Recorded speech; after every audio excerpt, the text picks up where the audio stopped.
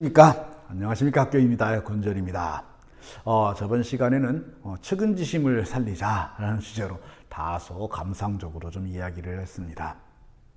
자, 오늘은 우리가 정말 측은지심을 가져야 될 이유를 좀 더 합리적으로 한번 따져보려고 합니다. 우선 이 그래프를 한번 보시기 바랍니다. 학생들이 학교에서 행복하다고 응답한 비율이 얼마나 되느냐를 피사에서, 여러분 그 국제 학생 평가 프로그램이죠. 그 피사에서 측정한 겁니다. 그랬더니 굉장히 낮습니다.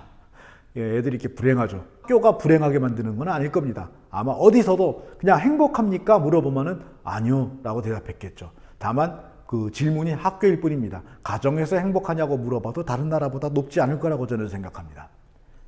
왜 우리 아이들은 이렇게 불행하다고 생각할까요? 우리는 다 답을 알고 있습니다. 공부로 한 줄 세우기 경쟁이죠. 공부로 한 줄 세우기.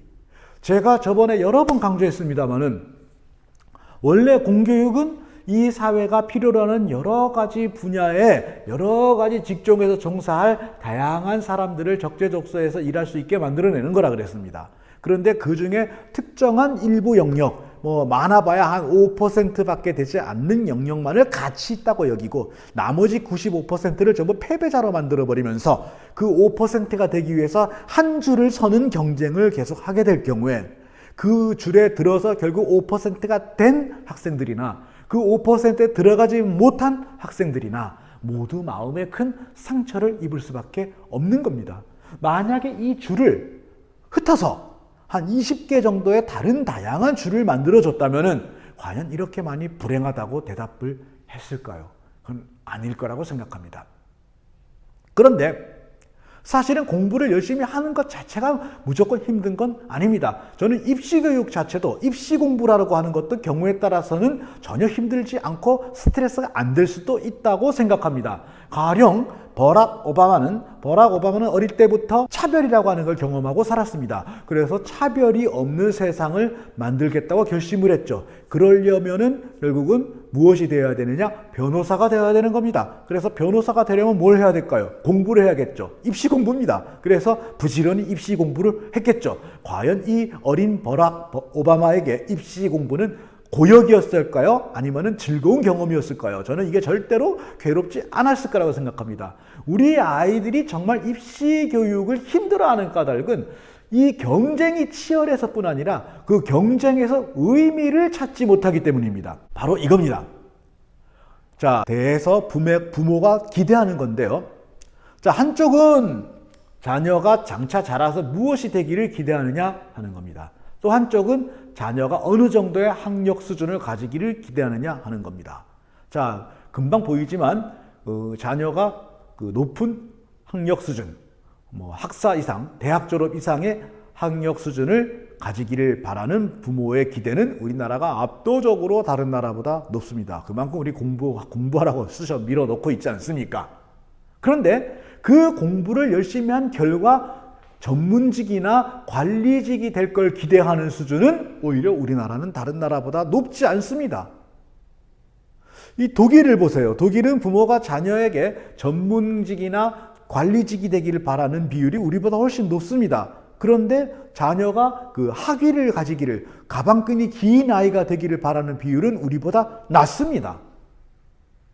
그렇다면은 이렇게 정리할 수 있죠.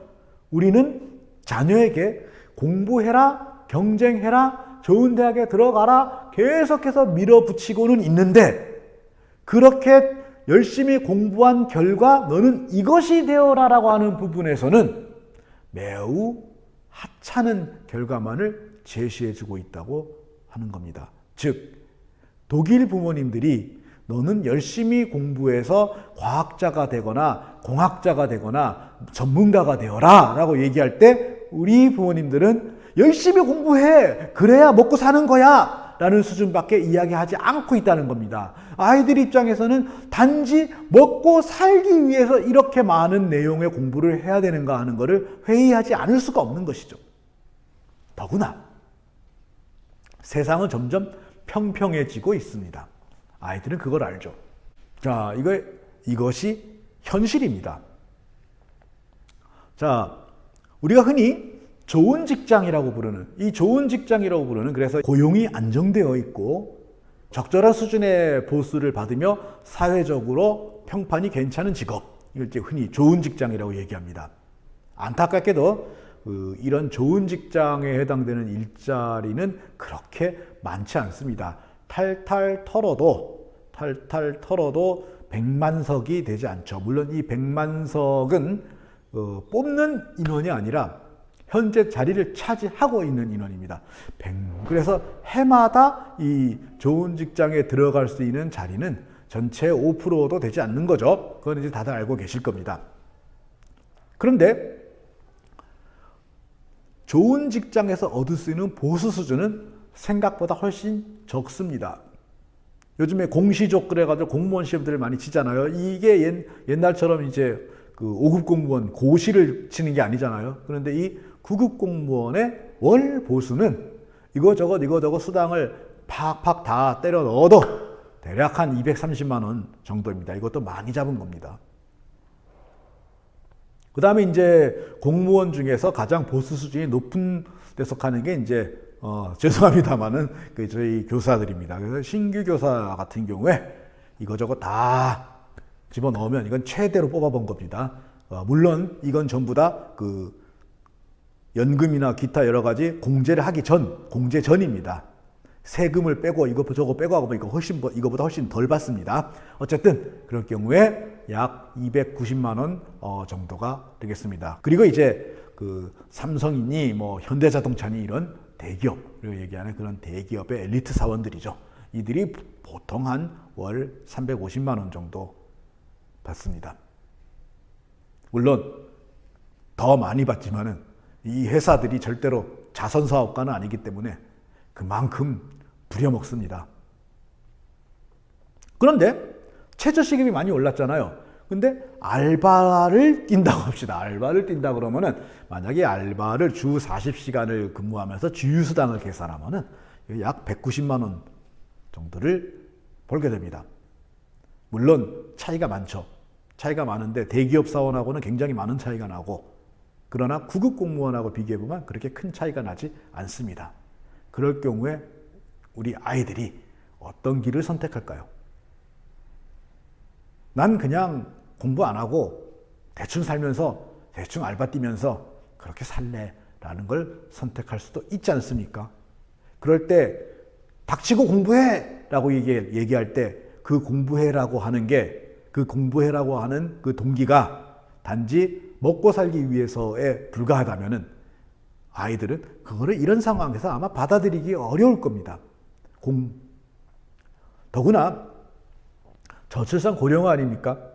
지금 이제 그 중학생 정도 되는 아이들 혹은 초등학생 정도 되는 아이들이 어른이 될 경우에는 생산 가능 인구가 지금보다 훨씬 줄어들었을 시대입니다.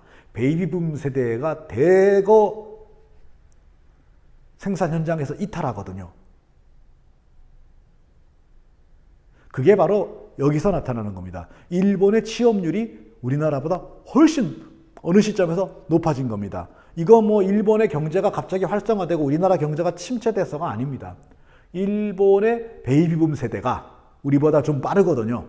우리는 이제 베이비붐 세대가 50년대 중후반이고 일본은 이제 40년대 후반입니다. 그들이 이제 흔히 얘기하는 그 단카이 세대라고 부르거든요. 이들이 일제히 은퇴하기 시작하는 시점에 이미 일본은 오랫동안 진행되어 왔던 저출산 고령화 때문에 젊은이들은 부족하고, 그래서 결국은 사람이 부족하게 된 겁니다. 그래서 그저 특별히 아주 큰 문제가 없다면은 젊은 사람이면은 그냥 취업이 되는 경우가 생긴 겁니다.